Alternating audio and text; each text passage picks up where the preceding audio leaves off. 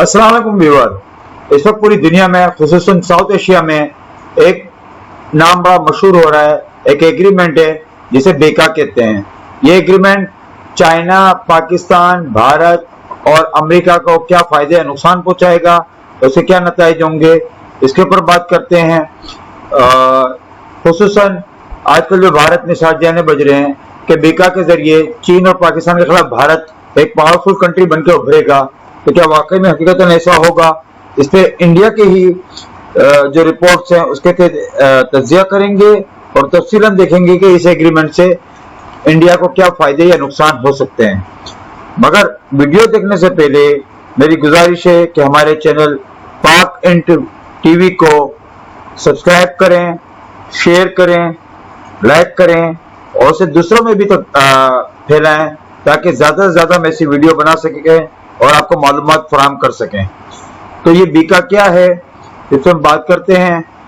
Actually 2 दिन पहले India और भारत के दरमियान एक 2x2 का एग्रीमेंट मुज़ाकरात हुए हैं, जिसके तहत बीका के एग्रीमेंट को कंफर्म किया गया है और इसमें इंडिया में बड़े शादियाने बजाए जा रहे हैं और यूँ समझा जा रहा है कि चाइना और पाकिस्तान में एक सब्र मातम बिछी हुई है और वहाँ पे जैसे तबाह हो गए दोनों मुल्क। तो है उस पर डिटेल में डिस्कस करते हैं। सबसे पहले कि बेका है क्या। बेका जो है एक्चुअली ये है basic exchange and cooperative agreement for geospatial cooperation between the USA and India. इसमें होगा क्या कि बेका के तहत अमेरिका भारत के ऐसी खुफिया मालूमात देगा जिसे इस्तेमाल करके भारत अपने आसपास फौजी नकलो हरकत की लम्हा ब लम्हा खबर रखेगा और इसी मालूमात को इस्तेमाल करके अपने खुदकार हथियारों को, खुसूसन मिसाइल को और ड्रोन तैयारों को मतलूबा हद तक निशाना बना सकेगा, जिससे इंडिया के मिसाइल की हदफ को निशाना बनाने की सलाहियत 95% तक बढ़ जाएगी। इसके अलावा इसके जरिए Bharat cyber attack, relief operation और इलाकाई खतरात को भी अच्छी तरह संभाल सकेगा। अब इसमें इंडिया के क्या रिस्क है? इंडिया के अपने तज्जिया निगाह जो रिस्क बताते हैं वो ये हैं कि पहले नंबर पे भारत मजबूर होगा कि वो अमेरिका से एडवांस और महंगे हथियार और साजो सामान खरीदे ताकि अमेरिका की खुफिया मालूमात को सही तरीके से इस्तेमाल कर सके। यानी भारत मुस्तकिल में अपनी मर्जी के दबाई माहे नहीं कर सकेगा जैसे वो पहले रशिया वगैरह से करता था। अब रशिया ने, जो कि इंडिया का सबसे पुराना और बड़ा दिफाई दोस्त है और उसने 1962, 63, 71 की जंग में खुलकर इंडिया की मदद की, वो इस एग्रीमेंट के बाद इंडिया से नाराज है और आजकल अपने दूसरे मुल्कों खासतौर पाकिस्तान और चाइना की तरफ देख रहा है। नंबर 3, इंडिया में इस वक्त 65% फौजी असला रूसी साख्ता है। तो इन असले के बारे में इंडिया क्या करेगा? अमेरिकन दिफाई निजाम में इसको किस तरह चलाएगा या उनको जाया करेगा? ये इंडिया को सोचना होगा। फिर अमेरिका ने ये एग्रीमेंट इससे पहले 58 मुल्कों में खासकर श्रीलंका से किया हुआ है, तो इंडिया को इसमें से क्या नया मिल जाएगा जिसे जनूबी एशिया में अपने आप को सुपर पावर समझने लगेगा। फिर इस एग्रीमेंट के तहत यूएसए भी इंडिया की खुफिया मालूमात तक पहुंच सकेगा और उसके तमाम दफाई राज जान सकेगा कि वो कब क्या करना चाह रहा है और इसी पर ही इंडिया की तमाम फोर्सेस ने इस पे अपने कंसर्न जाहिर किए हैं, अपने खतरात का इजहार किया है। फिर इस एग्रीमेंट के तहत इंडिया ने पाकिस्तान और चाइना को काउंटर करना है, लेकिन अगर कल को इंडिया की जंग किसी ऐसे मुल्क से हो जाती है जो यूएसए का उस वक्त दोस्त है या इत्तेहादी है, तो फिर अमेरिका किसकी मदद करेगा? इस बारे में यह माहिदा खामोश है। मजीद प्रॉब्लम यह है कि ये रोजाना की बुनियाद पे बिलियंस ऑफ गीगाबाइट यानी अरबों की तादाद में डेटा मिलेगा, तो उसमें से यूएसए के ही ऑफिशियल जो इंडिया में बैठ के इंडिया को बताएंगे कि इनमें से कौन सा डेटा इनके काम का और कौन सा काम का नहीं है। तो क्या ये मिस इंफॉर्मेशन नहीं हो सकती या मिस रिपोर्टिंग अमेरिका नहीं कर सकता? अमेरिका इस मामले में हमेशा धोखेबाज रहा है।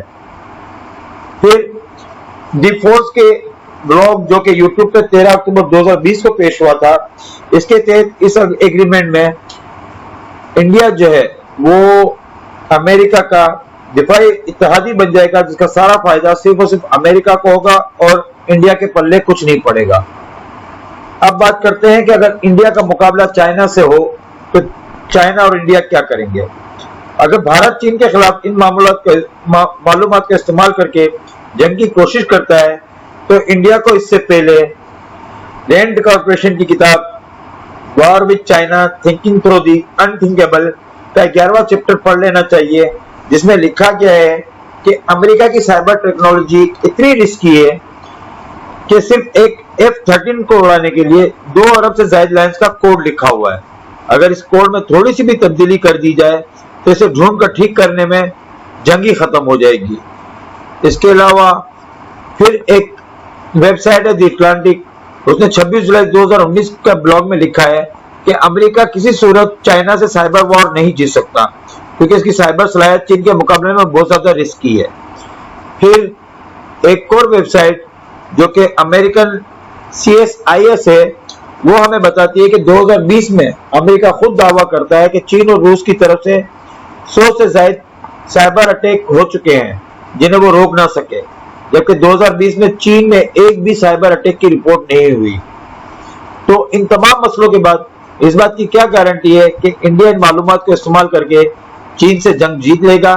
کیونکہ خود امریکہ ان تمام معلومات کے باوجود 17 سال میں افغانستان میں یہ جنگ نہ جیت سکا، اور اب وہ پاکستان پہ الزام لگاتا ہے کہ اس نے انفارمیشن صحیح طریقے سے شیئر نہیں کی، جبکہ امریکہ کے سامنے پاکستان کی انفارمیشن 0 ہے. تو انڈیا چین سے مقابلہ کرنے کا کیسے سوچ سکتا ہے؟ نیکسٹ، اگر ہم پاکستان کی بات کریں تو انڈیا کے تجزیہ نگار ہیں مسٹر پروین سہائی، جو کہ دی فورس میگزین کے ایڈیٹر چیف ہیں اور سابقہ فوجی بھی ہیں. اپنے تحقیقی آرٹیکل میں وہ پہلے سے کہہ چکے ہیں کہ چین سائبر جنگ میں امریکہ سے کافی آگے نکل چکا ہے اور 2015 میں اس نے یہ ٹیکنالوجی پاکستان کے ساتھ شیئر کر لی ہے تاکہ جنگ کے موقع پر چین اور پاکستان مل کر انڈیا پر سائبر اٹیک کر سکیں. اور اسی اٹیک کا نتیجہ آپ کو فروری 2019 میں انڈیا کے ناکام حملے سے ظاہر ہوتا ہے کہ انڈیا نے اپنا ہیلی کاپٹر جو اعلیٰ فوجی عہدیداروں کو لے کر جا رہا تھا وہ خود ہی مار گرایا. پھر انڈیا نے جو پاکستانی جہاز گرانے کا دعویٰ کیا تھا، ان کے میڈیا پر ایک دفعی تجزیہ نگار نے صاف صاف کہہ دیا کہ یہ پاکستانی F-16 ہو ہی نہیں سکتا کیونکہ F-16 میں گول انجن لگ ہی نہیں سکتا، اس کا انجن تکون ہوتا ہے. پھر اس کے بعد ابھی لندن کے ساتھ کیا ہوا اس پہ تو بات کرنا ہی فضول ہے. پھر اگر ہم امریکہ کی حالت دیکھیں اس وقت، تو امریکہ نے پچھلے 50 برس میں چاہے کوریا سے جنگ کی ہو یا ویتنام سے، افغانستان میں 17 سال لگایا ہوں یا شام میں، امریکہ مسلسل جنگیں ہارتا رہا ہے، مگر الزام دوسرے پڑوسی ملکوں پہ لگاتا ہے کہ ان کی وجہ سے شکست ہوئی. پاکستان نے 4 سال میں امریکہ کا ساتھ دیکھ کے سبق سیکھ لیا کہ یہاں سے کچھ نہیں ملنا، اب بھارت کے سبق سیکھنے کی باری ہے. شکریہ.